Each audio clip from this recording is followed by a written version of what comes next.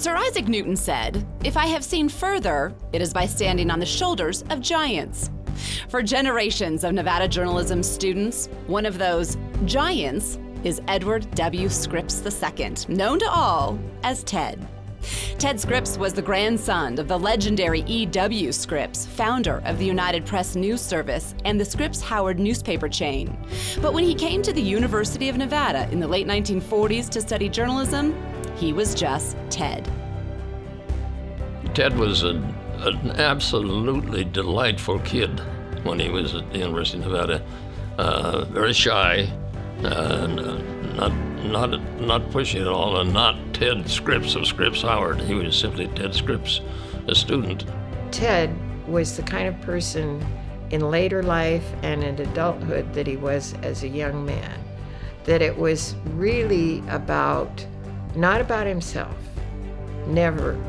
It was always about what he was there for. And as a student, Ted was here to be involved all across the university, from excelling in his classes and student publications, to fraternity life and membership in the secret Coffin and Keys Society, to organizing Mackey Day and the Winter Ski Carnival. Ted graduated in 1952 and launched a career that would take him to the highest levels of journalism. And you know what was deceptive about Ted? He was a very gentle human being, very nice man. And he could do a very hard-nosed journalism. And that's the paradox we want. But even as Ted traveled the world and rose to become vice president and a director of United Press International, he never forgot his alma mater. Well, Ted was a Nevadan. He lived here, and he went to school here, studied here, always had a place in his heart for the university and for its journalism program and for the chair of that department, Professor Higginbotham. Ted returned regularly to campus, often lecturing in journalism classes. He believed strongly that students need to learn from outstanding professionals, as well as from the faculty. So he established the annual Scripps Lecture in 1964. It's been going on for 50 years by the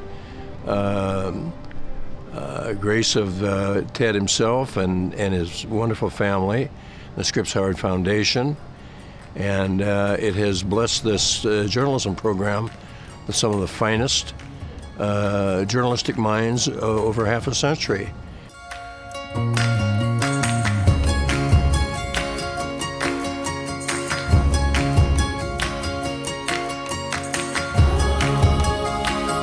Ted Scripps was awarded the university's Presidential Medal in 1987, shortly before he died, in recognition of his distinguished service to his alma mater.